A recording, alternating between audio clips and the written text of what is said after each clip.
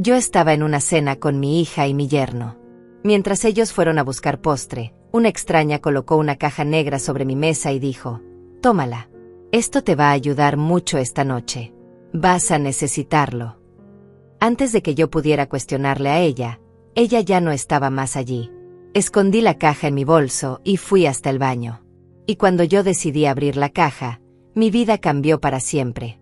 Pero déjenme contarles desde el principio, porque nada de lo que sucedió esa noche tendría sentido sin entender cómo llegué hasta ese momento. Me llamo Clotilde, tengo 69 años, y hasta esa noche de viernes, creía que mi vida era simple, predecible y segura. Creía que conocía a las personas que amaba. Qué equivocada estaba. Todo comenzó 3 semanas antes de esa cena.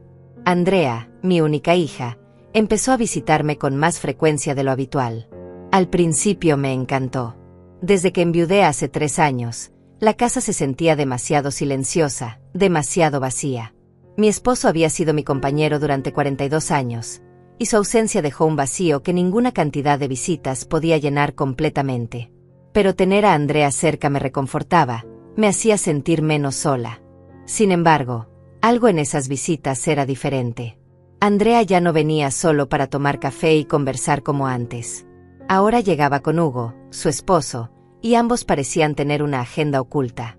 Siempre comenzaban con preguntas aparentemente inocentes.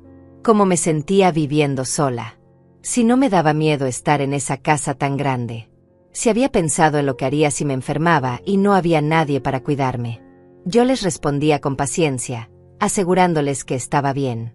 Tenía a mi vecina Eliane, que vivía al lado y siempre estaba atenta. Tenía mis amigas del grupo de tejido que me visitaban regularmente. Tenía mi rutina, mis plantas, mis recuerdos. No me sentía en peligro ni desamparada. Pero ellos insistían, con esa preocupación exagerada que empezaba a parecerme sospechosa. Hugo era especialmente insistente.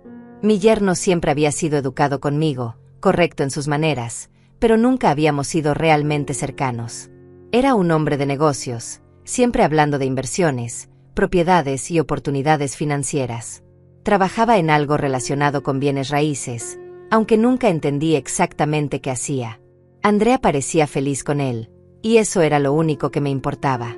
Pero en esas últimas semanas, Hugo había empezado a hacer comentarios extraños. Mencionaba cuánto valía mi casa en el mercado actual, como los precios de las propiedades en mi vecindario habían subido considerablemente. Decía que yo estaba sentada sobre una mina de oro y ni siquiera lo sabía. Que podría vender y vivir cómodamente el resto de mis días sin preocupaciones. Le respondía que no tenía intención de vender. Esta casa era mi hogar. Aquí había criado a Andrea, aquí había compartido mi vida con mi esposo, aquí estaban todos mis recuerdos. No era solo una propiedad con un valor en dólares. Era mi vida entera condensada en paredes, jardín y habitaciones llenas de historia. Andrea entonces intervenía, con voz suave y ojos preocupados. «Mamá», decía, «no se trata del dinero. Se trata de tu bienestar. Eres una mujer mayor, viviendo sola. Cualquier cosa podría pasarte. Una caída, un problema de salud, un ladrón. Y nadie estaría allí para ayudarte a tiempo». Hugo asentía vigorosamente, agregando que ellos solo querían lo mejor para mí. Yo les agradecía su preocupación, pero les pedía que confiaran en mí. Había vivido 69 años y había aprendido a cuidarme. No era una anciana indefensa que necesitara supervisión constante. Todavía conducía mi auto, hacía mis compras, mantenía mi jardín. Mi mente estaba clara y mi cuerpo, aunque no tan ágil como antes, funcionaba perfectamente bien. Pero ellos no se rendían. Cada visita traía una nueva estrategia de convencimiento.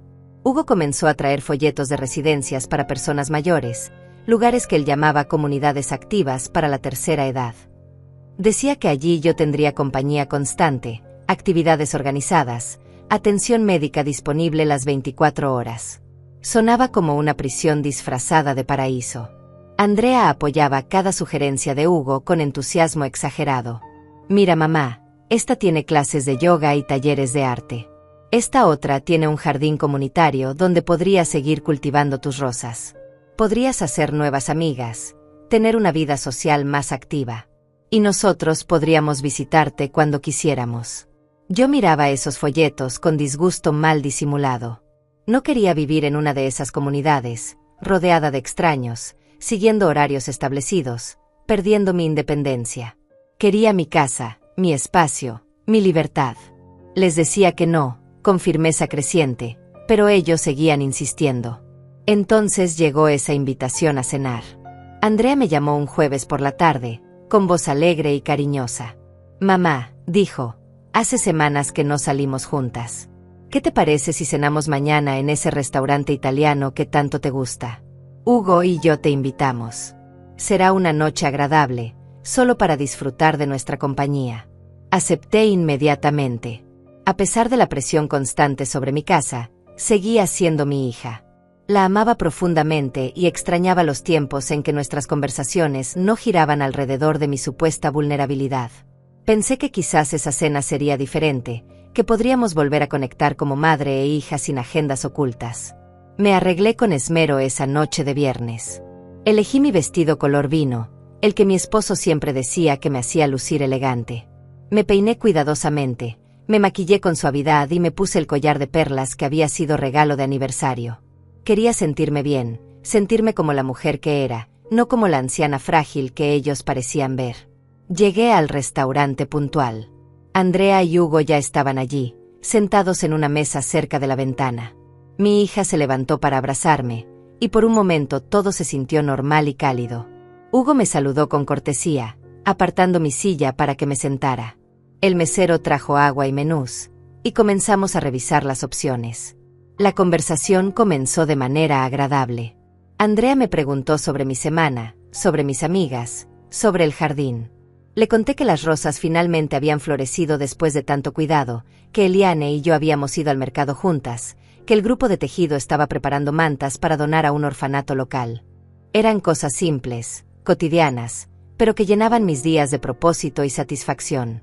Hugo escuchaba con aparente interés, asintiendo de vez en cuando. Pedimos nuestros platos. Yo elegí pasta con salsa de tomate casera, Andrea pidió pollo a la parmesana, y Hugo ordenó un filete con vegetales. El mesero anotó todo con eficiencia y desapareció hacia la cocina.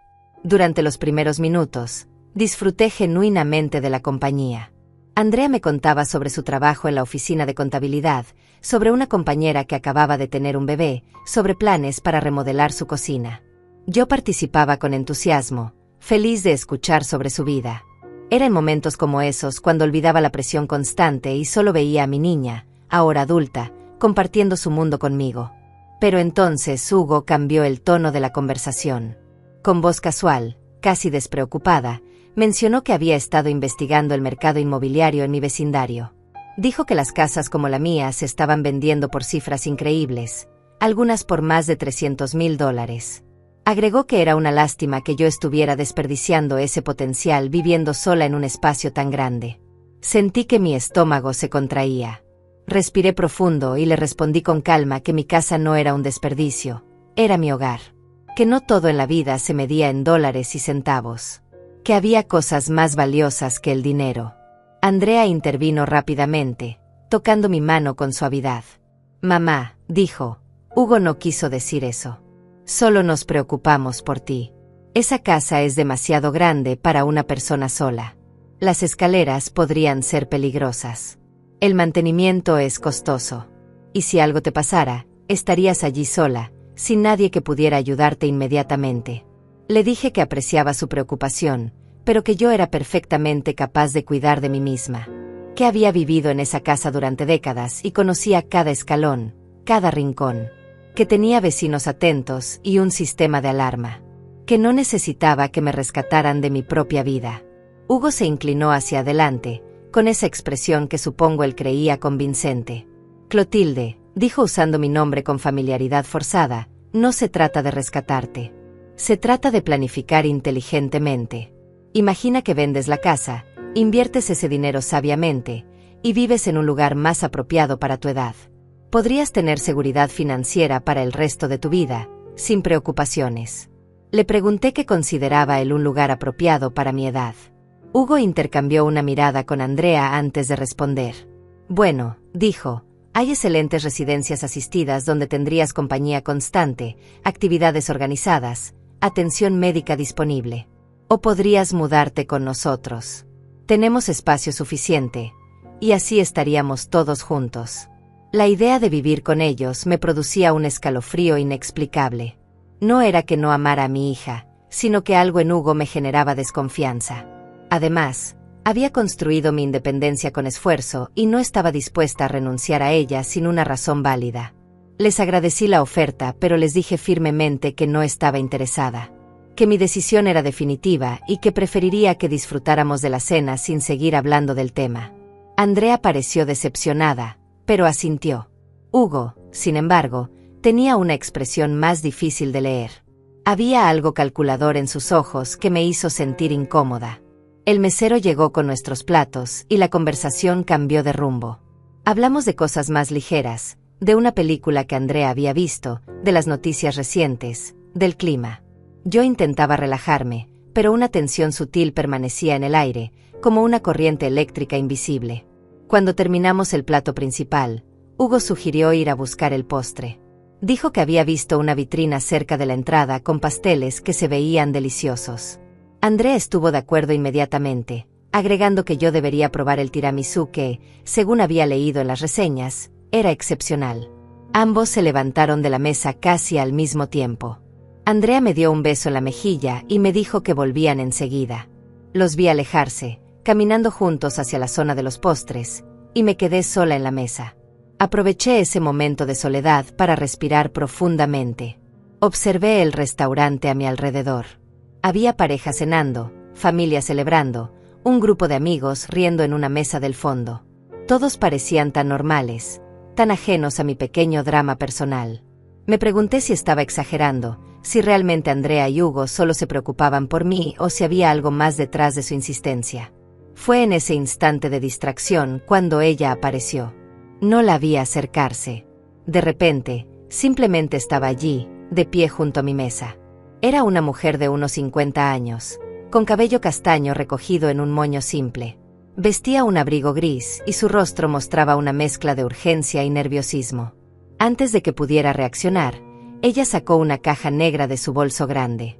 Era del tamaño aproximado de una caja de zapatos, completamente negra, sin marcas ni etiquetas. La colocó sobre mi mesa con un movimiento rápido y deliberado. Me quedé paralizada, mirándola con confusión absoluta. ¿Quién era esta mujer? ¿Qué estaba haciendo?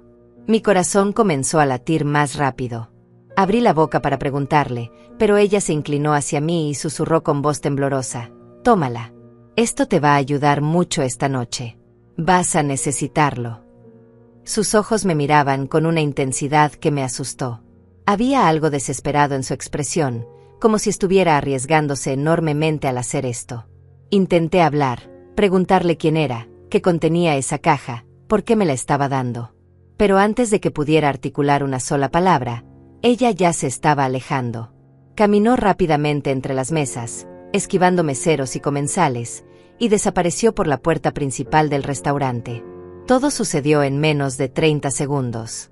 Fue tan rápido que por un momento dudé si realmente había ocurrido o si mi mente me estaba jugando una mala pasada. Miré la caja negra sobre la mesa.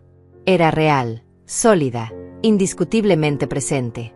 Mi primer instinto fue llamar a alguien, pedir ayuda. Pero entonces pensé en Andrea y Hugo. Estaban a punto de regresar. Si veían la caja, harían preguntas. Querrían saber qué era, de dónde había salido. Y algo en mi interior me decía que no debía compartir esto con ellos, al menos no todavía. Actué por puro instinto. Tomé la caja con manos temblorosas y la metí rápidamente en mi bolso grande. Justo a tiempo. Apenas había cerrado el bolso cuando vi a Andrea y Hugo regresando, cada uno con un plato de postre en las manos. Me sonrieron mientras se acercaban, completamente ajenos a lo que acababa de suceder. Andrea colocó frente a mí un plato con tiramisú que se veía delicioso, pero yo apenas podía concentrarme en él. Mi mente estaba completamente enfocada en la caja que ahora descansaba oculta en mi bolso. Podía sentir su peso, como si fuera mucho más pesada de lo que realmente era. Hugo había elegido un pastel de chocolate para él y Andrea traía cheesecake de fresa. Se sentaron y comenzaron a comer con naturalidad, comentando sobre lo exquisitos que estaban los postres. Yo tomé mi tenedor e intenté probar el tiramisú, pero mi garganta estaba tan tensa que apenas podía tragar. Cada bocado se sentía como arena en mi boca. Andrea me miró con preocupación. «Mamá, ¿estás bien? Te ves pálida». Le respondí con una sonrisa forzada que probablemente no engañó a nadie. «Estoy bien, hija, solo un poco cansada. Ha sido una semana larga». Ella asintió comprensiva, pero noté que intercambiaba una mirada con Hugo. Esa mirada otra vez, esa comunicación silenciosa que me excluía. Hugo aprovechó mi supuesto cansancio para retomar el tema que yo creía cerrado. «¿Ves, Clotilde? Esto es exactamente de lo que hablábamos. Estás cansada, probablemente porque mantener esa casa es demasiado trabajo para ti. Si vivieras en un lugar más pequeño, con menos responsabilidades, tendrías más energía para disfrutar de la vida». Sentí una oleada de irritación atravesarme. No estaba cansada por la casa. Estaba tensa porque una extraña acababa de dejarme una caja misteriosa con una advertencia críptica, y porque mi propia familia parecía obsesionada con desarmar mi vida. Pero no podía decir nada de eso. Respiré profundo y le dije con voz firme que mi cansancio no tenía nada que ver con la casa. Andrea intervino nuevamente, usando ese tono conciliador que había perfeccionado. «Mamá, solo queremos lo mejor para ti. No tienes que tomar una decisión ahora, pero al menos piénsalo. Prométeme que lo considerarás». Le dije que lo pensaría, aunque no tenía intención de cambiar de opinión. Solo quería que dejaran el tema en paz. El resto de la cena transcurrió en una tensión incómoda. Terminamos los postres casi en silencio.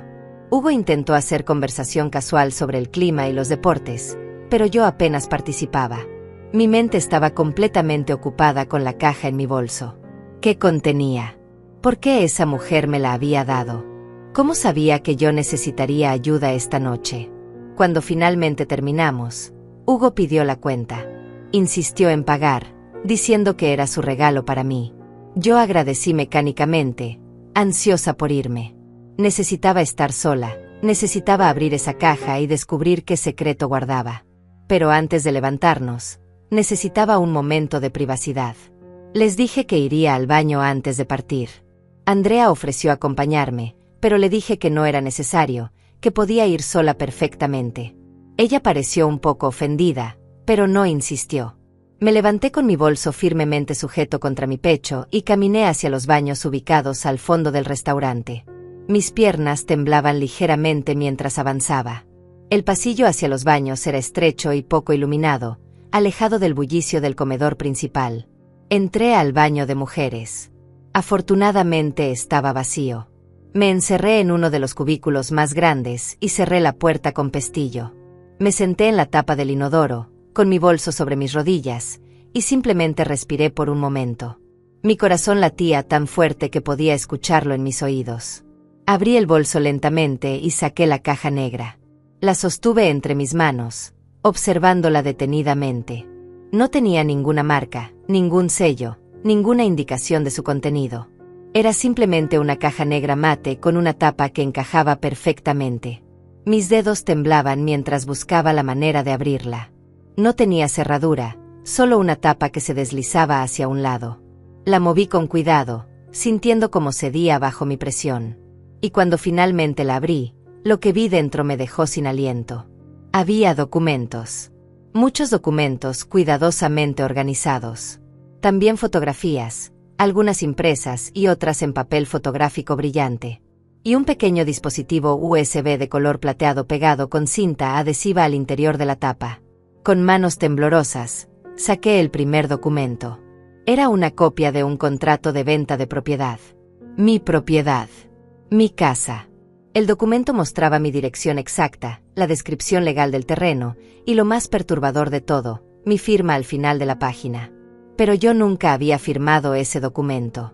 Nunca había visto ese contrato antes en mi vida. Sentí que el aire abandonaba mis pulmones. Seguí revisando. Había más documentos similares. Contratos, formularios legales, documentos notariales. Todos con mi supuesta firma. Todos relacionados con la venta de mi casa o la transferencia de mis activos. y en todos ellos aparecía el nombre de Hugo como comprador o representante legal. Mis manos temblaban tanto que casi dejó caer los papeles. Esto no podía ser real. Tenía que ser un error, una confusión terrible. Pero mientras más miraba, más evidente se volvía la verdad. Alguien había falsificado mi firma. Alguien estaba preparando documentos para despojarme de mi casa sin mi conocimiento o consentimiento. Tomé las fotografías que estaban debajo de los documentos. La primera me mostró a Hugo en lo que parecía ser una oficina, hablando con un hombre mayor de traje. Estaban sonriendo, estrechándose las manos. La siguiente fotografía mostraba a Hugo saliendo de un edificio que reconocí como una notaría del centro de la ciudad. Llevaba una carpeta bajo el brazo y miraba hacia los lados como si no quisiera ser visto. Había más fotografías. Una mostraba a Hugo entrando a un banco con maletín. Otra lo capturaba en lo que parecía ser una reunión con abogados. Y la más perturbadora de todas mostraba a Hugo y Andrea en su auto, estacionados frente a mi casa, mirándola con expresiones que no podía descifrar completamente pero que me helaron la sangre. Había también impresiones de conversaciones. Mensajes de texto entre Hugo y alguien identificado solo como Ricardo. En esos mensajes, Hugo hablaba abiertamente sobre acelerar el proceso, sobre convencerme de firmar documentos, sobre buscar maneras de declararme incompetente mentalmente si yo no cooperaba. Un mensaje en particular decía: la vieja es más terca de lo que pensé. Andrea está haciendo su parte, pero necesitamos ser más agresivos. El tiempo se acaba y necesito ese dinero antes de fin de mes o los prestamistas me van a destruir. Otro mensaje respondía: ¿qué tal si conseguimos que un médico certifique demencia senil? Tengo un contacto que puede ayudarnos con eso. Con un certificado médico, puedes obtener poder legal completo. Y Hugo respondía: buena idea. Déjame trabajar en eso. Esta semana voy a llevar a un amigo doctor a visitarla. Diremos que es solo un chequeo de rutina. Sentí náuseas reales. Tuve que apoyarme contra la pared del cubículo para no desmayarme. Mi propio yerno, el esposo de mi hija, estaba conspirando para robarme mi casa, mi dinero, mi independencia. Y lo peor de todo, parecía que Andrea estaba involucrada de alguna manera. Seguí leyendo. Había impresiones de correos electrónicos entre Hugo y prestamistas, documentos que mostraban deudas enormes. Aparentemente, Hugo debía más de $200,000 a varias instituciones financieras y personas privadas. Los intereses se acumulaban rápidamente y las amenazas de acciones legales eran cada vez más severas. Mi casa era la solución a sus problemas financieros. Según los documentos, Hugo había calculado que podría vender mi propiedad por al menos $320,000. Con ese dinero pagaría sus deudas y aún le sobraría suficiente para invertir en otros negocios. Todo estaba planeado meticulosamente, cada detalle considerado, cada obstáculo anticipado. El único problema era yo. Yo, que me negaba a vender, que me resistía a sus manipulaciones, que insistía en mantener mi independencia. Había un documento particularmente escalofriante. Era un folleto de una institución psiquiátrica especializada en pacientes geriátricos con demencia avanzada. Alguien, presumiblemente Hugo, había marcado con resaltador amarillo la sección sobre internamiento involuntario y los procedimientos legales necesarios. En el margen había una nota escrita a mano que decía: 6 meses máximo, luego venta forzada de activos para cubrir costos de tratamiento. El plan era diabólico en su simplicidad. Hacerme parecer mentalmente incompetente, internarme en una institución, obtener poder legal sobre mis bienes y venderlo todo mientras yo estaba encerrada e indefensa. Y después de 6 meses, cuando mi casa y mi dinero hubieran desaparecido, probablemente me dejarían en alguna institución pública de menor costo o simplemente me abandonarían. Las lágrimas comenzaron a rodar por mis mejillas. No eran lágrimas de tristeza, sino de rabia e incredulidad. ¿Cómo había llegado a esto? ¿Cómo el hombre que mi hija había elegido como esposo podía ser tan cruel, tan calculador? Y Andrea, mi propia hija, ¿hasta qué punto estaba involucrada en este plan horrible? Recordé todos los comentarios recientes sobre mi memoria, sobre mi capacidad para tomar decisiones, sobre mi supuesta fragilidad. No habían sido expresiones genuinas de preocupación. Habían sido los cimientos de una narrativa que Hugo estaba construyendo, preparando el terreno para declararme incompetente. Sequé mis lágrimas con rabia. No iba a permitir que esto sucediera. No iba a ser víctima de mi propio yerno. Pero tampoco podía confrontarlos directamente. No todavía. Necesitaba ser inteligente. Necesitaba tener un plan. Miré el dispositivo USB que aún permanecía pegado dentro de la tapa de la caja. Lo despegué con cuidado y lo sostuve en mi mano. Este pequeño objeto probablemente contenía aún más evidencia, más pruebas de la traición que se gestaba contra mí. Necesitaba ver qué había en él, pero no podía hacerlo aquí, no en el baño de un restaurante. Guardé todo cuidadosamente de vuelta en la caja. Los documentos, las fotografías, los mensajes impresos, el USB. Todo. Luego coloqué la caja en mi bolso y respiré profundamente varias veces, intentando calmar mi corazón acelerado y secar cualquier rastro de lágrimas de mi rostro. Me miré en el espejo del baño cuando salí del cubículo. Mis ojos estaban rojos, pero no demasiado evidentes. Me lavé las manos con agua fría y me mojé las muñecas, un truco que mi madre me había enseñado para calmar los nervios. Me arreglé el cabello, me retoqué el lápiz labial y practiqué una sonrisa neutral frente al espejo. Tenía que salir de ese baño y volver a la mesa como si nada hubiera pasado. Tenía que sentarme frente a Hugo y Andrea, mirarlos a los ojos y actuar como si no supiera nada. Era la actuación más importante de mi vida, y de ella dependía mi futuro, mi seguridad, tal vez incluso mi libertad. Salí del baño caminando con paso firme, aunque mis piernas aún temblaban ligeramente. Atravesé el pasillo de regreso al comedor principal. Desde lejos pude ver a Andrea y Hugo en nuestra mesa. Estaban inclinados uno hacia el otro, conversando en voz baja. Cuando me vieron acercarme, se separaron rápidamente y me sonrieron. Me senté con cuidado, colocando mi bolso en mi regazo, nunca soltándolo. Andrea me preguntó si me sentía mejor. Le dije que sí, que solo había necesitado un momento. Hugo ya había pagado la cuenta y preguntó si estaba lista para irnos. Asentí, agradecida de poder finalmente escapar de esa situación. Salimos juntos del restaurante. La noche estaba fresca y el aire me ayudó a despejar un poco mi mente. Mi auto estaba estacionado a pocas calles de distancia. Andrea insistió en acompañarme hasta él, diciendo que era muy tarde y oscuro para que caminara sola. Normalmente hubiera apreciado el gesto, pero ahora cada muestra de preocupación me parecía sospechosa, calculada. Caminamos los tres en silencio. Hugo iba adelante, marcando el paso. Andrea caminaba a mi lado, ocasionalmente tomando mi brazo como si temiera que pudiera tropezar. Yo mantenía mi bolso firmemente sujeto, consciente del peso de la evidencia que contenía. Cuando llegamos a mi auto, saqué las llaves de mi bolso con cuidado de no dejar que vieran la caja negra. Andrea me abrazó y me dio un beso en la mejilla. Cuídate mucho, mamá. Te llamaré mañana para ver cómo estás. Hugo también se despidió con cortesía fría, diciéndome que pensara en lo que habíamos hablado durante la cena. Subí a mi auto y cerré la puerta con seguro inmediatamente. Los vi alejarse por el espejo retrovisor, caminando hacia su propio vehículo estacionado más adelante. Esperé a que se fueran antes de arrancar. Necesitaba asegurarme de que no me siguieran. El camino a casa nunca me había parecido tan largo.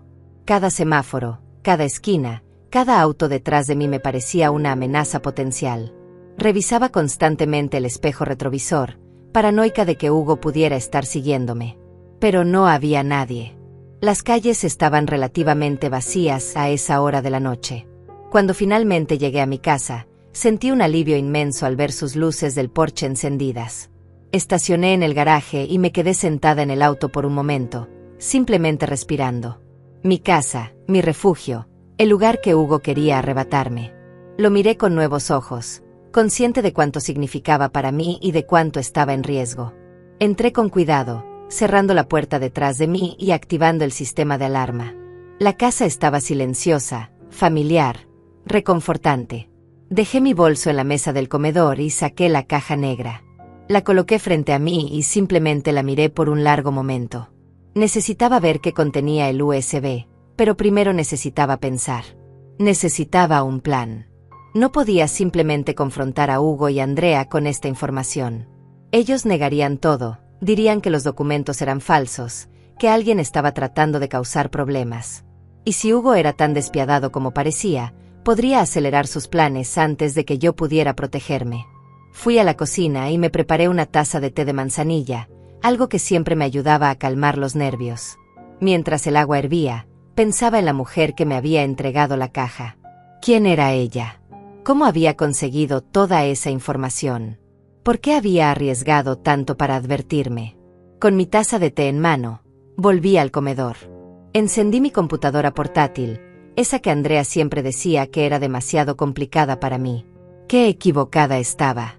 Yo había aprendido a usarla perfectamente bien, navegaba por internet, enviaba correos, incluso hacía videollamadas con antiguas amigas que vivían en otras ciudades. No era la anciana tecnológicamente incompetente que ellos parecían creer. Inserté el dispositivo USB en la computadora con manos temblorosas. La pantalla mostró que contenía múltiples archivos, videos, documentos adicionales, grabaciones de audio. Abrí el primer video con el corazón latiéndome fuertemente en el pecho. La imagen mostró una oficina. La cámara parecía estar oculta, capturando la escena desde un ángulo superior. Hugo estaba allí, sentado frente a un escritorio, hablando con un hombre de aspecto profesional. El audio era claro. Hugo decía: necesito que estos documentos parezcan completamente legítimos. La firma tiene que ser perfecta, indistinguible de la original. Tengo muestras suficientes de su escritura para que trabajes. El otro hombre respondía: no es la primera vez que hago esto, pero te costará $5,000 adicionales. Este tipo de trabajo es arriesgado. Hugo aceptaba sin dudar. No hay problema. Una vez que venda la propiedad, $5,000 serán insignificantes. Solo asegúrate de que nadie pueda detectar que es una falsificación. Tuve que pausar el video. Mis manos temblaban tanto que apenas podía controlar el mouse. Había escuchado a Hugo admitir abiertamente que estaba falsificando mi firma. No había espacio para dudas, no había ambigüedad. Era culpable, completamente, innegablemente culpable. Continué reproduciendo. Había más videos. Uno mostraba a Hugo reuniéndose con un hombre en un café, discutiendo cómo obtener un certificado médico falso que me declarara mentalmente incompetente. Otro video lo capturaba hablando por teléfono, coordinando con alguien sobre los procedimientos para un internamiento involuntario. Pero el video más devastador de todos involucraba a Andrea.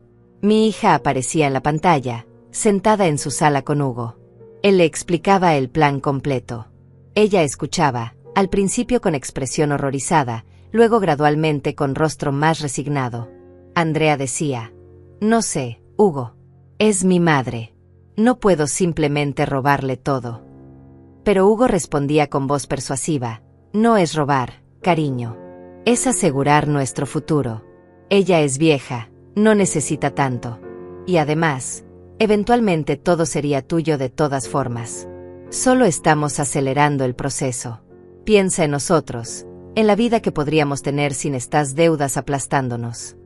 Andrea dudaba, se notaba en su expresión, en cómo se mordía el labio inferior. Pero finalmente asentía: está bien, pero no quiero hacerle daño. Tiene que haber una manera de hacer esto sin lastimarla. Hugo la abrazaba, le prometía que todo saldría bien, que yo nunca sabría lo que realmente había pasado. Las lágrimas corrían libremente por mi rostro ahora. Ver a mi propia hija, la niña que había criado, que había cuidado, que había amado incondicionalmente durante toda su vida, aceptar participar en este plan horrible, era más doloroso que cualquier otra revelación. Hugo era el cerebro detrás de todo, eso estaba claro. Pero Andrea había elegido seguirlo, había elegido traicionarme. Apagué el video. No podía seguir mirando. Necesitaba un momento para procesar todo lo que acababa de descubrir. Me levanté y caminé hacia la ventana de la sala, mirando mi jardín iluminado por la luz de la luna. Esas rosas que había cuidado con tanto esmero, ese césped que mi esposo y yo habíamos plantado juntos, ese árbol bajo el cual Andrea había jugado cuando era niña. Todo estaba en riesgo. Pero junto con el dolor, sentía crecer algo más fuerte dentro de mí. Rabia. Determinación. Yo no era una víctima indefensa. Era una mujer que había sobrevivido 69 años en este mundo, que había criado una hija sola durante periodos difíciles cuando mi esposo trabajaba lejos, que había manejado finanzas familiares, que había tomado decisiones importantes toda mi vida. No iba a permitir que me despojaran de todo sin luchar.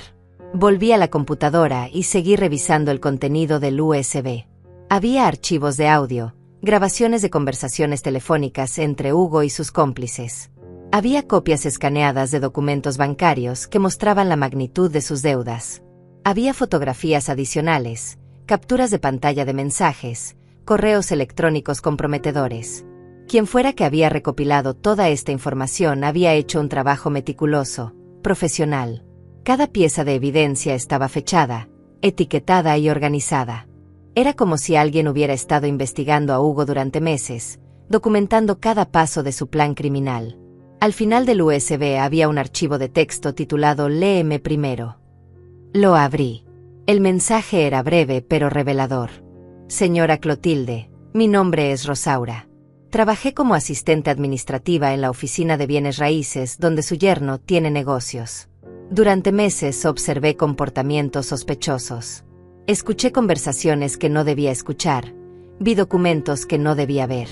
Cuando me di cuenta de lo que estaba planeando hacerle a usted, no pude quedarme callada. Me arriesgué mucho para reunir esta evidencia. Instalé cámaras ocultas, grabé conversaciones, copié documentos cuando nadie miraba. Si me descubren, podría enfrentar consecuencias legales serias. Pero mi conciencia no me permitía ignorar lo que estaba sucediendo. Esta noche es crucial. Hugo planeaba hacerle firmar documentos durante la cena, documentos que parecerían inocentes, pero que en realidad le darían poder legal sobre sus finanzas. Por eso necesitaba advertirle antes de que regresaran a la mesa. Use esta evidencia sabiamente. Vaya a la policía, consulte con un abogado, protéjase. No confíe en Hugo ni permita que la convenza de firmar absolutamente nada. Y tenga cuidado con su hija también. Aunque ella tiene dudas, está siendo manipulada por su esposo. Si necesita contactarme para testificar o proporcionar más información, mi número está al final de este mensaje. Pero por favor, sea discreta. No puedo permitir que Hugo sepa que fui yo quien la alertó. Cuídese mucho. Usted no merece lo que ellos están intentando hacerle. Al final había un número de teléfono. Lo copié inmediatamente en mi libreta de contactos. Rosaura había arriesgado su trabajo, posiblemente su seguridad, para salvarme. Era una extraña que había mostrado más lealtad hacia mí que mi propia familia. Miré el reloj. Era casi medianoche. Demasiado tarde para llamar a nadie esa noche, pero temprano en la mañana necesitaba empezar a actuar. Primero contactaría a mi vecina Eliane. Ella era de confianza absoluta, la conocía desde hacía 20 años. Luego necesitaba encontrar un abogado, alguien especializado en derecho de familia y protección de personas mayores. Copié todo el contenido del USB en mi computadora y también en un segundo dispositivo de respaldo que guardaba para documentos importantes. Guardé una copia en la nube también, en una cuenta de correo electrónico que ni Andrea ni Hugo conocían. No podía arriesgarme a que esta evidencia desapareciera. Era mi única protección, mi única arma contra ellos. Esa noche apenas dormí. Cada ruido de la casa me sobresaltaba. Cada crujido del suelo, cada sonido del viento contra las ventanas me hacía saltar de la cama para verificar que todo estuviera bien. Revisé las cerraduras 3 veces, me aseguré de que el sistema de alarma estuviera activado, incluso coloqué una silla contra la puerta de mi habitación como precaución adicional. Mi mente no dejaba de reproducir los videos, las conversaciones, la expresión en el rostro de Andrea cuando aceptaba participar en el plan de Hugo. Me preguntaba cuándo exactamente mi hija había cambiado tanto. ¿Cuándo había dejado de ser la niña dulce y considerada que yo conocía? ¿O siempre había tenido esta capacidad para la traición y yo simplemente me había negado a verla? No, decidí. Andrea estaba siendo manipulada. Hugo tenía control sobre ella, la había convencido de que esto era necesario, que era la única solución a sus problemas financieros. Mi hija tenía defectos, como todos, pero en el fondo no era mala persona. Al menos eso quería creer. Cuando finalmente amaneció, me levanté exhausta pero determinada. Me di una ducha larga, dejando que el agua caliente relajara mis músculos tensos. Me vestí con cuidado, eligiendo ropa que me hiciera sentir fuerte y capaz. Un pantalón gris oscuro, una blusa blanca, un suéter color vino. Nada demasiado llamativo, pero presentable y digno. A las 8 de la mañana llamé a Eliane. Mi vecina respondió después del segundo timbre, con voz alegre como siempre. Clotilde. Buenos días, querida. ¿Cómo estuvo tu cena anoche con Andrea? Le dije que necesitaba hablar con ella urgentemente, que era algo muy serio. Mi tono debe haberla alarmado porque inmediatamente preguntó si estaba bien, si necesitaba que viniera. Le dije que sí, que por favor viniera lo antes posible. Eliane llegó en menos de 10 minutos, todavía en su bata de casa pero con zapatos puestos. Entró preocupada, mirándome de arriba abajo como si buscara señales de enfermedad o lesión. ¿Qué pasó? Me asustaste. La llevé a la sala y le mostré todo. La caja negra, los documentos, las fotografías. Luego abrí mi computadora y le mostré algunos de los videos más incriminatorios. Eliane observaba con expresión cada vez más horrorizada. Conocía a Andrea desde que era niña, la había visto crecer. Y aunque no conocía bien a Hugo, lo había visto visitarme con mi hija en múltiples ocasiones. Cuando terminé de mostrarle todo, Eliane se quedó en silencio por un largo momento. Finalmente habló, con voz temblorosa de rabia. Ese desgraciado. Ese maldito desgraciado. ¿Cómo se atreve? Y Andrea. Clotilde, lo siento tanto. No puedo creer que tu propia hija esté involucrada en esto. Le dije que necesitaba ayuda, que no sabía exactamente qué hacer primero. Eliane, siempre práctica, tomó el control de la situación inmediatamente. Primero, necesitas un abogado. Conozco a alguien, Vicente Morales. Es el abogado que me ayudó cuando tuve problemas con la herencia de mi hermano. Es honesto, competente y especializado en proteger a personas mayores de abusos financieros. Déjame llamarlo ahora mismo. Eliane marcó el número sin esperar mi respuesta. Habló con la secretaria de Vicente, explicando que era una emergencia, que una amiga estaba siendo víctima de intento de fraude por parte de familiares. La secretaria la puso en espera por un momento, luego regresó diciendo que Vicente podría vernos esa misma mañana a las 11. Las 2 horas siguientes las pasamos preparándonos. Eliane me ayudó a organizar todos los documentos, a hacer una lista cronológica de eventos, a anotar cada detalle que pudiera ser relevante. Ella tomaba notas mientras yo hablaba, hacía preguntas que me ayudaban a recordar detalles que había olvidado. Me preguntó si Hugo alguna vez había intentado que firmara algo. Recordé entonces que 3 semanas atrás, Hugo había venido con Andrea y me había pedido que firmara lo que él llamó documentos de poder notarial preventivo. Dijo que era solo una precaución, que en caso de que yo tuviera alguna emergencia médica, alguien necesitaría poder tomar decisiones por mí. Yo había desconfiado instintivamente y me había negado a firmar sin consultar primero con mi propio abogado. Hugo había insistido, diciendo que era solo una formalidad, que todas las personas de mi edad deberían tener estos documentos preparados. Pero me mantuve firme. Ahora entendía por qué había insistido tanto. Eliane anotó este incidente cuidadosamente. Eso demuestra que ya estaba intentando obtener control legal sobre ti hace semanas. Gracias a Dios que no firmaste.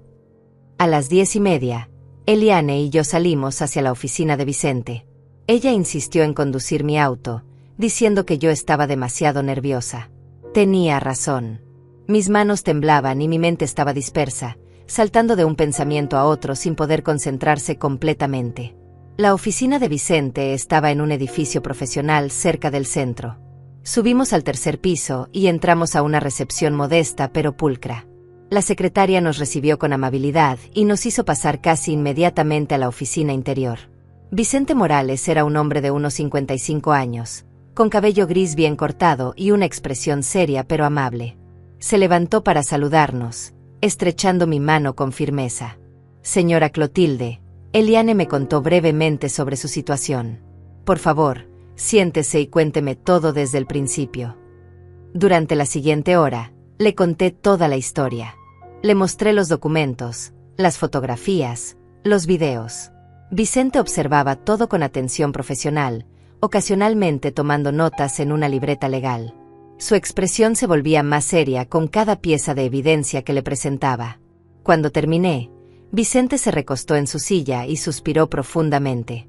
Señora Clotilde, esto es muy grave. Su yerno está cometiendo múltiples delitos: falsificación de documentos, fraude, conspiración para cometer internamiento ilegal. Si hubiera tenido éxito, podría haber estado en prisión por muchos años. Y usted podría haber perdido todo. Le pregunté qué podía hacer ahora. Vicente se inclinó hacia adelante, con expresión determinada. Primero, vamos a asegurar todos sus activos inmediatamente. Voy a preparar documentos que revocan cualquier poder o autorización que alguien más pudiera tener sobre sus finanzas. Segundo, voy a contactar a las autoridades. Esta evidencia es suficiente para abrir una investigación criminal contra Hugo. Entonces me preguntó algo que me había estado atormentando. ¿Qué quiere hacer respecto a su hija? Ella también está implicada en esto. La pregunta me dolió profundamente. Andrea era mi hija, mi única hija. A pesar de su traición, parte de mí aún la amaba, aún quería creer que podía ser salvada de la influencia de Hugo. Le dije a Vicente que quería protegerme de Hugo definitivamente, pero que respecto a Andrea, necesitaba pensar más cuidadosamente. Vicente asintió comprensivamente. Entiendo. Es su hija y estos sentimientos son completamente normales. Pero necesito que entienda algo importante. Si Andrea está dispuesta a testificar contra Hugo, a admitir su participación y cooperar con las autoridades, podríamos usarla como testigo clave. Eso fortalecería enormemente el caso contra él. La idea me parecía tanto esperanzadora como dolorosa. ¿Andrea estaría dispuesta a traicionar a Hugo para salvar su relación conmigo? ¿O elegiría permanecer leal a su esposo incluso enfrentando consecuencias legales? Vicente continuó explicando los pasos siguientes. Necesitaba cambiar todas mis contraseñas bancarias, informar a mi banco sobre el intento de fraude, asegurar que ningún documento pudiera ser procesado sin mi presencia física y verificación de identidad. También recomendó instalar cámaras de seguridad en mi casa y considerar obtener una orden de restricción contra Hugo. Salimos de la oficina de Vicente 3 horas después con un plan de acción completo. Él se encargaría de contactar a las autoridades y presentar la evidencia. Mientras tanto, yo debía actuar con normalidad, no alertar a Hugo ni a Andrea de que sabía algo. Vicente enfatizó este punto varias veces. Si ellos sospechan que usted sabe, podrían acelerar sus planes o destruir evidencia adicional. Necesitamos mantener el elemento sorpresa. Eliane me llevó de regreso a casa. En el camino, mi teléfono sonó. Era Andrea. Por un momento consideré no responder, pero Eliane me recordó que debía actuar normal. Respiré profundo y contesté. Hola mamá, ¿cómo amaneciste? Espero que hayas descansado bien después de la cena de anoche. Su voz sonaba dulce, preocupada, completamente normal, como si no estuviera conspirando para robarme todo. Le dije que había dormido bien, que estaba teniendo un día tranquilo. Ella continuó con conversación trivial, preguntándome sobre mis planes para el fin de semana. Luego, casi casualmente, mencionó que Hugo quería visitarme el lunes con un amigo médico. Solo para un chequeo de rutina, mamá. Ya sabes, a tu edad es importante monitorear la salud regularmente. Sentí que mi estómago se contraía. Este era el plan del que Hugo había hablado en los mensajes. El médico falso que certificaría mi supuesta demencia. Tuve que controlar mi voz para que no temblara cuando respondí. No sé, Andrea. No me siento cómoda con doctores desconocidos. Si necesito un chequeo, prefiero ir con mi médico de siempre. Andrea insistió, usando ese tono persuasivo que ahora reconocía como manipulación. Pero mamá, este doctor es especialista en geriatría. Es mucho mejor que tu médico general. Y viene como favor personal a Hugo, sin costo. Sería grosero rechazarlo. Le dije que lo pensaría y que la llamaría después. Colgué antes de que pudiera seguir insistiendo. Eliane, que había escuchado mi lado de la conversación, negaba con la cabeza. ¡Qué desfachatez! Están apurando el plan. Vicente tenía razón, no podemos esperar mucho más. El resto del sábado lo pasé en un estado de ansiedad constante. Cada vez que mi teléfono sonaba, me sobresaltaba. Revisaba las ventanas constantemente, medio esperando ver a Hugo aparecer sin anuncio. Eliane se quedó conmigo hasta tarde, preparándonos la cena juntas y manteniéndome compañía. Su presencia era reconfortante. El domingo por la mañana, Vicente me llamó. Había presentado toda la evidencia ante la fiscalía. Estaban tomando el caso muy en serio debido a la cantidad y calidad de las pruebas. Un detective sería asignado para investigar formalmente. También me informó que había solicitado una orden de protección de emergencia contra Hugo, que probablemente sería aprobada el lunes por la mañana. Me preguntó si estaba dispuesta a usar un micrófono oculto durante cualquier interacción con Hugo o Andrea. La idea me aterrorizaba, pero entendía su importancia. Si podía obtener una confesión grabada, el caso contra Hugo sería irrefutable. Acepté, aunque mi voz temblaba al hacerlo. Vicente me dijo que un detective vendría a mi casa el domingo por la tarde para instalar el dispositivo de grabación y darme instrucciones. Me advirtió nuevamente que debía actuar completamente normal, no dar ninguna señal de que sabía algo. El detective llegó a las 3 de la tarde. Era un hombre de unos 40 años, de aspecto común, el tipo de persona que pasaría desapercibida en cualquier multitud. Se presentó como detective Alfredo Ruiz. Traía un maletín pequeño y una expresión seria pero amable. Me explicó cómo funcionaría el dispositivo de grabación. Era increíblemente pequeño, del tamaño de un botón, y se sujetaría a la parte interior de mi blusa. El micrófono era tan sensible que captaría conversaciones claramente e incluso susurros a varios metros de distancia. La grabación se almacenaría en un dispositivo del tamaño de una cajetilla de cigarros que llevaría en el bolsillo. Alfredo me dio instrucciones específicas. Debía intentar que Hugo hablara sobre sus planes, hacer preguntas que lo llevaran a revelar información incriminatoria, pero sin ser demasiado obvia. Sea natural, me dijo. Si él siente que lo está interrogando, se pondrá en guardia. Deje que él dirija la conversación y solo haga preguntas lógicas que una madre preocupada haría normalmente. Practicamos algunos escenarios. Alfredo representaba a Hugo mientras yo practicaba diferentes formas de guiar la conversación. Era más difícil de lo que pensaba. Estaba tan nerviosa que mis preguntas sonaban forzadas y sospechosas. Pero después de varias prácticas, comencé a mejorar. Alfredo también me advirtió sobre los riesgos. Si en algún momento siente que está en peligro físico, diga la frase, necesito tomar mi medicina para el corazón. Esa será nuestra señal de emergencia. Tendremos oficiales estacionados cerca de su casa durante cualquier visita de Hugo. Podrán estar aquí en menos de 2 minutos. La idea de que Hugo pudiera volverse violento no se me había ocurrido antes. Alfredo debe haber notado mi expresión de miedo porque rápidamente agregó, no creo que represente un peligro físico inmediato. Su perfil es el de un estafador, no de alguien violento. Pero siempre es mejor tener precauciones. Después de que Alfredo se fue, me senté en mi sala sintiéndome completamente abrumada. En menos de 24 horas había pasado de ser una abuela tranquila a ser parte de una operación encubierta policial contra mi propia familia. La situación era tan surreal que parte de mí todavía esperaba despertar y descubrir que todo había sido una pesadilla horrible. El domingo por la noche, Andrea llamó nuevamente. Esta vez para confirmar la visita del médico el lunes a las 2 de la tarde.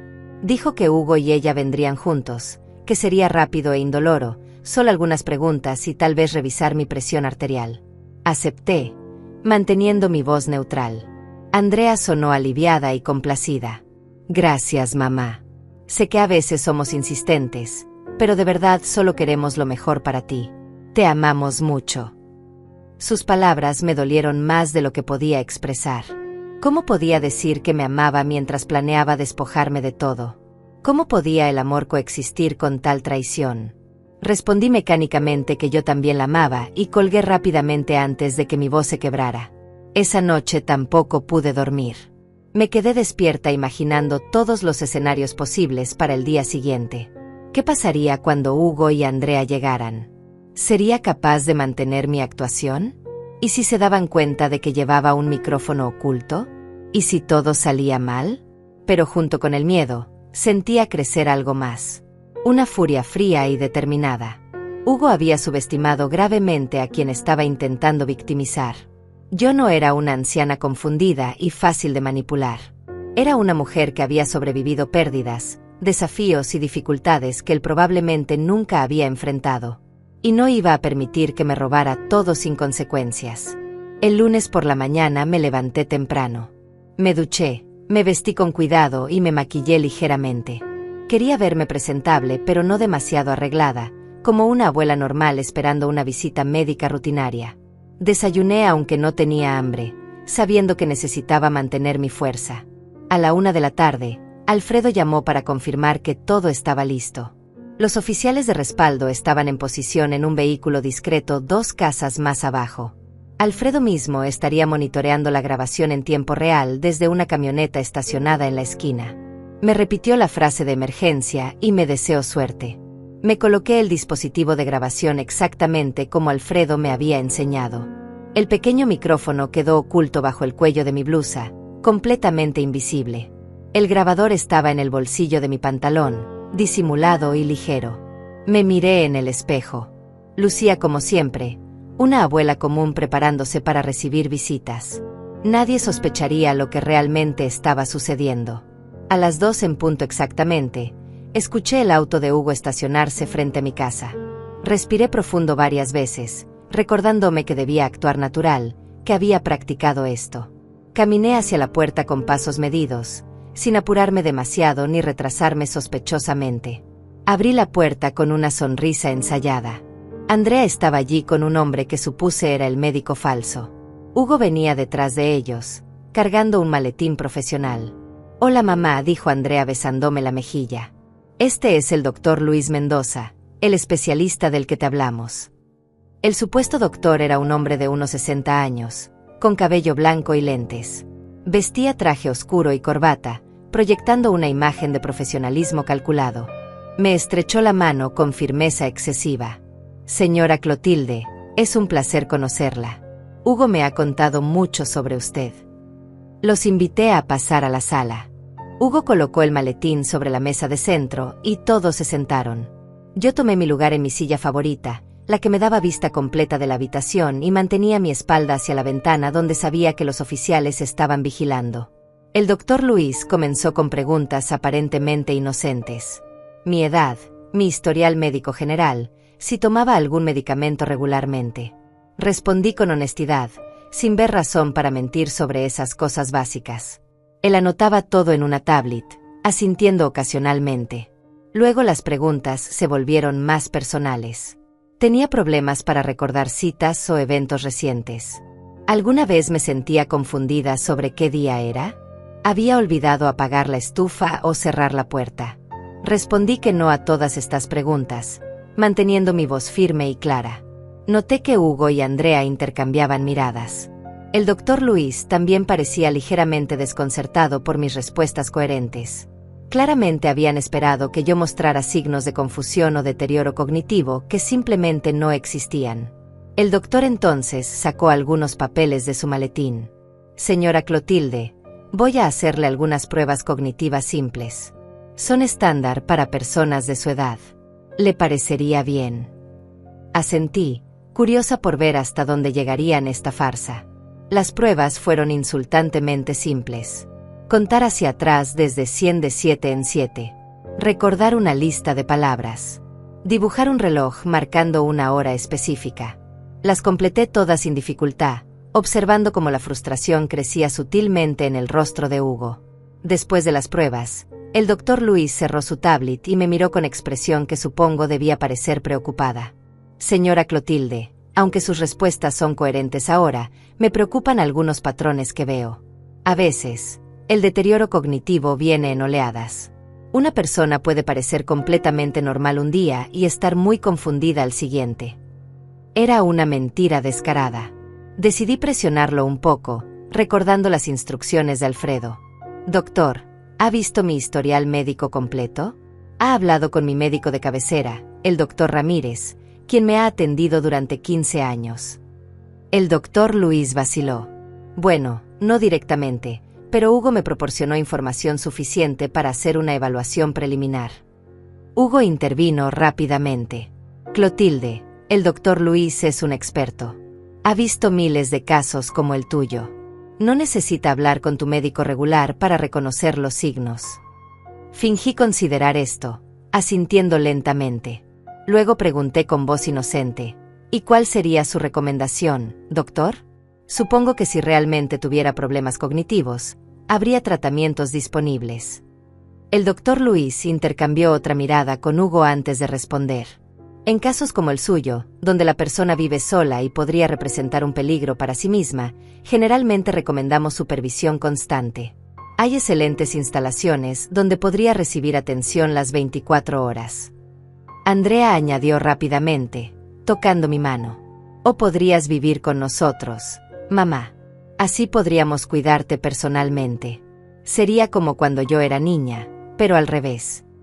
Su sonrisa era tan falsa que me sorprendió que alguna vez hubiera creído en su sinceridad. Fingí confusión. Pero si me mudara, ¿qué pasaría con mi casa? Esta es mi casa. Aquí están todos mis recuerdos. Hugo se inclinó hacia adelante, con brillo calculador en sus ojos. Bueno, esa es precisamente la conversación que necesitamos tener, Clotilde. Si necesitas atención constante, ya sea en una instalación o con nosotros, necesitarás recursos financieros. Vender la casa sería la solución lógica. Ahí estaba. Finalmente llegábamos al verdadero propósito de esta visita. Decidí presionar más. ¿Vender mi casa? Pero Hugo, hace solo unos días dijiste que valía más de $300,000. Eso es mucho dinero. ¿Cómo sabría que obtengo un precio justo? Hugo sonrió, esa sonrisa que ahora reconocía como depredadora. No te preocupes por eso. Yo me encargaría de todo. De hecho, ya he estado investigando el mercado. Tengo contactos que podrían ayudarnos a vender rápidamente sin complicaciones. Podrías confiar completamente en mí. El doctor Luis agregó su voz.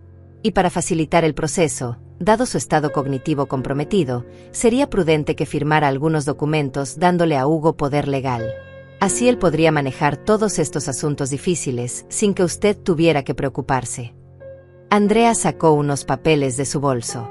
Los reconocí inmediatamente. Eran los mismos documentos de poder notarial que Hugo había intentado hacerme firmar semanas atrás. Mira, mamá, ya los tenemos preparados. Solo necesitas firmar aquí y aquí. Es por tu propio bien. Este era el momento. Sabía que debía obtener la admisión más clara posible. Tomé los documentos, fingiendo examinarlos cuidadosamente. Déjame entender esto correctamente. Si firmo estos papeles, Hugo tendría control total sobre mis finanzas y podría vender mi casa sin que yo tuviera que estar presente. Hugo asintió con entusiasmo. Exactamente. Te quitaríamos toda esa carga de los hombros.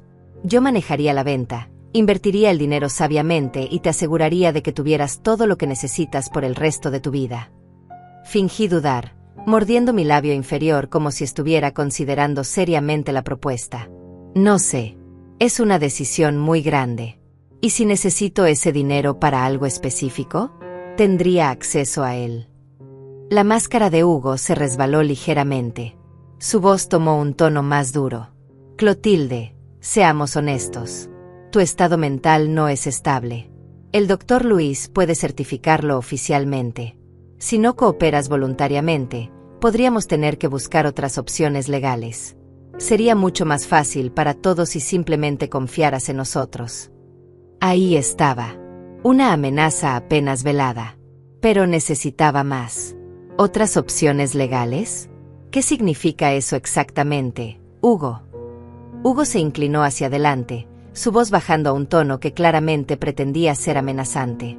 Significa, Clotilde, que con la certificación del doctor Luis aquí presente, podemos solicitar a un juez que te declare incompetente mentalmente. Entonces el Estado me asignaría como tu tutor legal de todas formas. Pero ese proceso es largo, costoso y vergonzoso para todos. ¿Realmente quieres que tu hija tenga que testificar públicamente sobre tu deterioro mental? ¿Quieres que tus vecinos y amigas se enteren de que te consideran incapaz de cuidarte a ti misma? Andrea añadió con voz suave pero igualmente manipuladora. Mamá, por favor, no hagas esto más difícil de lo necesario. Solo queremos ayudarte. Si firmas estos papeles ahora, todo puede resolverse discretamente. Nadie tiene que saber nada. Puedes mantener tu dignidad.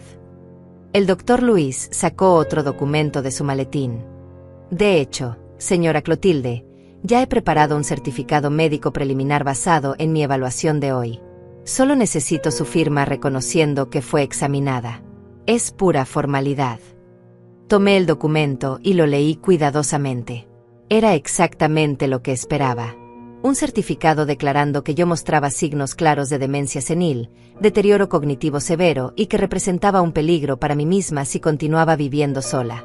Todo era mentira, cada palabra fabricada. Miré al doctor Luis directamente a los ojos. Doctor, usted me acaba de hacer pruebas cognitivas que pasé perfectamente. ¿Cómo puede certificar que tengo demencia senil cuando claramente no la tengo? El hombre tuvo la decencia de verse ligeramente incómodo. Hugo respondió por él. Clotilde, el doctor Luis es el profesional aquí. Si él dice que tienes problemas cognitivos, es porque los tienes. No puedes autodiagnosticarte. Decidí que había escuchado suficiente. Tenía la confesión que necesitaba, las amenazas grabadas, todo. Era hora de terminar con esto. Me levanté lentamente de mi silla, todavía sosteniendo los documentos. Los tres me miraban expectantes, creyendo que finalmente iba a ceder. En cambio, caminé hacia la ventana y corrí las cortinas ligeramente, la señal que Alfredo y yo habíamos acordado. Luego me volteé hacia ellos con expresión completamente diferente. La abuela confundida y manipulable había desaparecido. En su lugar estaba una mujer furiosa y totalmente en control. No voy a firmar nada, dije con voz clara y firme. Y todos ustedes van a salir de mi casa inmediatamente. Hugo se levantó bruscamente, su rostro enrojeciendo. ¿Qué? Clotilde, no seas ridícula. Esto es por tu propio bien. Mi propio bien, repetí con ironía amarga. ¿Es por mi propio bien que planees robar mi casa? ¿Es por mi propio bien que falsifiques mi firma en documentos? ¿Es por mi propio bien que quieras encerrarme en una institución psiquiátrica mientras vendes todas mis propiedades? El color desapareció del rostro de Hugo. Andrea se puso de pie también, con expresión de pánico. Mamá, ¿de qué estás hablando? Nadie quiere robarte nada. Mentirosa, dije mirándola directamente. Vi los videos, Andrea. Vi cómo Hugo te convenció de participar en esto. Sé todo sobre las deudas, sobre los documentos falsificados, sobre el plan completo. El doctor Luis se levantó rápidamente, agarrando su maletín. Yo no sé de qué está hablando esta señora.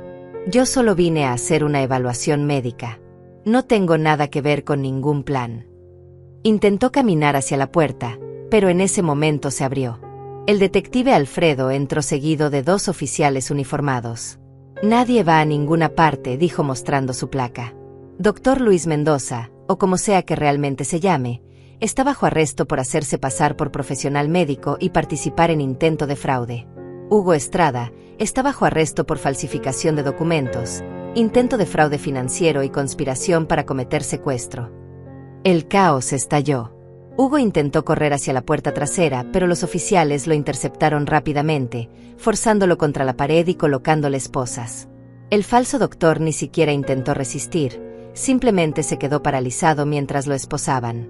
Andrea se derrumbó en el sofá, llorando histéricamente. No, no, no. Esto no puede estar pasando. Mamá, lo siento. Lo siento tanto. Yo no quería. Hugo me convenció. Me dijo que era la única manera. La miré, sintiendo una mezcla compleja de rabia, decepción y un dolor profundo que nunca había experimentado antes. Tuviste opciones, Andrea. En cada paso del camino tuviste la opción de decir no, de advertirme, de hacer lo correcto. Y elegiste traicionarme. Alfredo se acercó a mí. ¿Está bien, señora Clotilde? Necesita sentarse. Negué con la cabeza. Estaba temblando, pero no de debilidad. Era adrenalina pura corriendo por mis venas. Los oficiales sacaron a Hugo y al falso doctor hacia el auto patrulla afuera. Hugo gritaba amenazas y negaciones, diciendo que esto era un malentendido, que yo era una vieja confundida, que él iba a demandar a todos. Pero nadie le prestaba atención. Andrea permanecía en el sofá, sollozando. Alfredo se acercó a ella. Señorita Estrada, necesito que venga conmigo a la estación para hacer una declaración. Dependiendo de su nivel de cooperación, la fiscalía decidirá si presentará cargos contra usted también. Andrea me miró con ojos suplicantes. Mamá, por favor. Diles que yo no sabía qué tan serio era esto. Por favor, no dejes que me arresten. Parte de mí quería consolarla, abrazarla, decirle que todo estaría bien.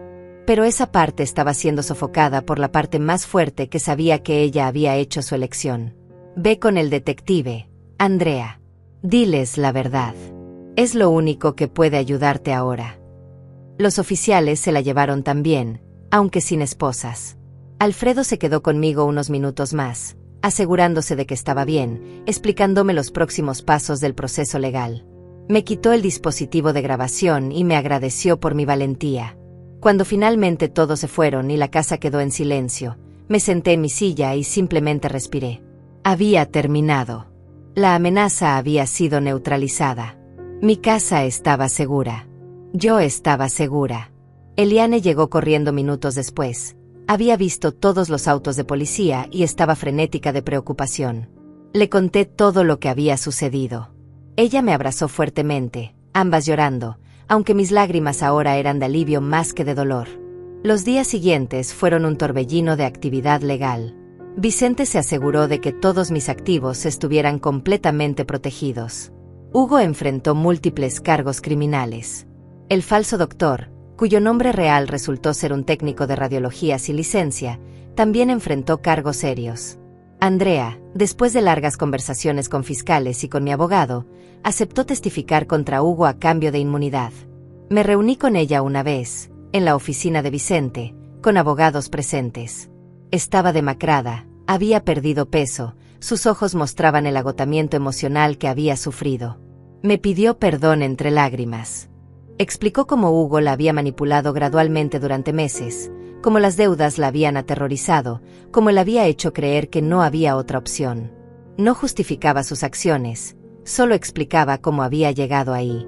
Le dije que algún día, quizás, podríamos reconstruir nuestra relación, pero que necesitaba tiempo, mucho tiempo, para sanar de esta traición. Ella asintió, entendiendo que había perdido mi confianza y que recuperarla, si es que era posible, tomaría años.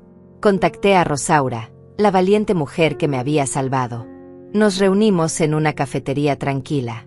Le agradecí profundamente por su coraje, por arriesgar tanto para advertirme. Ella me dijo que había sido criada por su abuela y no podía soportar ver a otra abuela siendo victimizada de esa manera. Nos hicimos amigas después de eso. Rosaura se convirtió en visitante regular de mi casa, uniéndose al grupo de tejido, compartiendo comidas, convirtiéndose en parte de mi círculo de personas confiables. Meses después, cuando el juicio de Hugo finalmente llegó, yo testifiqué. Lo miré directamente mientras relataba todo lo que había intentado hacerme. Él fue sentenciado a 8 años de prisión por múltiples cargos de fraude y falsificación. El falso doctor recibió 4 años. Andrea y yo comenzamos lentamente a reconstruir nuestra relación. Ella se divorció de Hugo, comenzó terapia y trabajó arduamente para ganarse nuevamente mi confianza. No sé si algún día volveremos a tener la cercanía que una vez tuvimos, pero estamos intentándolo. Yo permanezco en mi casa, rodeada de mis rosas, mis recuerdos y mi independencia duramente ganada. He aprendido que la familia no siempre significa seguridad, que el amor puede coexistir con la traición, pero también que soy más fuerte de lo que nunca imaginé. Cada mañana me despierto en mi propia cama, en mi propia casa, dueña de mi propia vida. Y eso, después de todo lo que pasé, es la victoria más dulce de todas.